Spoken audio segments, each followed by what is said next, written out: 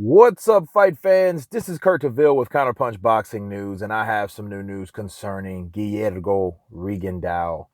He had a tough fight against a guy named Julio Ceja, and the fight was a very close fight. In fact, Guillermo rigondeaux took a lot of punches. He got hurt in that fight, and I never seen him hurt like that before. I've seen him dropped, but I never seen him hurt like that, especially standing on his 2 feet. And according to rigondeaux, he wanted to show the fans that he can go toe to toe, that he's not a runner like a lot of people stereotype the Cuban fighters for saying, and then you hear comments from Abel Sanchez saying ridiculous comments like, "Oh, black fighters are not, exciting fighters." So you have to fight through a lot of that and deal with that type of criticism, you know, and that's what he says he was trying to do with this performance. However, let me counterpunch this, guys. Um, I think it's age. Okay, I think age is catching up with Guillermo rigondeaux. Rigo is like 38, 39, right? Almost 40 years old, you know, and that's what happens when a fighter, you know, he's the jackal, people. He's known for his speed, his elusiveness in the ring, and a lot of people couldn't deal with that style. He was great at cutting off at distance. Those Cuban fighters are perfect at distance because they always distance themselves from you purposely. They play a cat and mouse game of allowing you and having you chasing them, and then they set you up with their own punches because they know what you're going to do because they anticipate your movements from what they do. And it's awesome, and it's a thing of beauty to see Rigo do that, or should I say, did that in the past. This was not one of them. He took way too many punches. His guard was up to a certain extent. Ceja threw punches like Pacquiao style, 8, 9 punches, and it's always a sad thing when a fighter starts to show his natural reflexes. Okay, the natural reflexes of a fighter, they slow down, and I feel that a lot of these fighters, they take the most punishment later in their career because of that. They're not able to move like they used to, so they get hit more.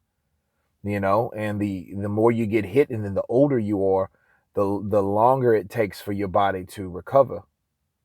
So you're more subject to damage when you're older. You know what I'm saying? So it's bad, and I don't like to see that. I think Rigo, or whoever is advising Rigo, should reconsider this quote unquote Mexican style. He's not a Mexican at all, people. So I don't know why he's trying to prove something to someone when he's been doing something that actually worked for all this time.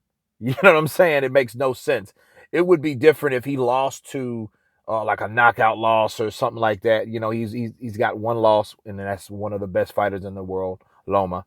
You know, so I don't think there's this need to change up your style.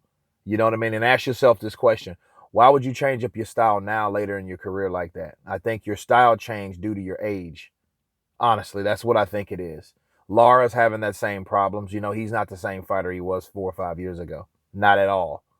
That fighter that fought Canelo, I wouldn't want to see him fight Canelo now. It'd still probably be competitive, but he knew that he would have to stick and move. He couldn't do that shit he did with not Charlo, but Swift Hearn, Jared Swift Heard.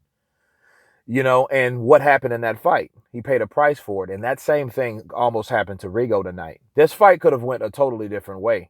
Okay, Rigo had enough instinct to grab, because he knew he was hurt. He instinctively tried to fight back, but that second instinct was like, grab this motherfucker because I'm hurt. He just knocked the shit out of me. And and I just think that any fighter, especially an Asian fighter like Rigo, taking those punches, that's not good. Look at Floyd. Floyd is the best example of what you do when you get older and still be successful doing it. Floyd got more defensive minded, not more offensive. That's stupid. You're getting older. You're not able to take those punches like that. And if you are, you're taking more because you're slower. You're not going to be able to react to those punches. But Floyd did it right. People hated Floyd for that. But at the end of the day, I'd rather be him than Holyfield. You know what I'm saying? Like, I'd rather be Floyd after his career is over, because it is. He speaks well. He's not punch drunk. He has no signs of any of that. And I don't want Rigondeaux to be victim of that, because people, quote unquote, say he's a boring fighter or a runner, like they call Cuban fighters. And in fact, Cuban fighters are that strategy. The movement is actual strategy that if you know anything about boxing, you would know that. The same people that call, oh, runner, he's running. The same people that do that know shit about boxing. Just like Roger Mayweather said. He said it best. Roger Mayweather said, hey, y'all don't know shit about boxing. And they don't. A lot of them want to see exchanges. Exchanges are exciting. I get it. But at the end of the day, people, boxing is a form of movement, blocking, dodging, countering. Those are defensive things, right? But anyway, 8th round TKO to Guillermo Rigondeaux was a close call. That fight could have went in a totally different direction, but it did go this direction. And congratulations to Guillermo Rigondeaux for this victory. I think he needs to go back to the drawing board and figure out why he got hit that many times. And if it is honestly because of the style, honestly, they should stop that. They should find another style for Rigo that best fit him. But anyway, you guys tell me what you think about this recap. Of course, please subscribe. And you guys been Counterpunch. Peace.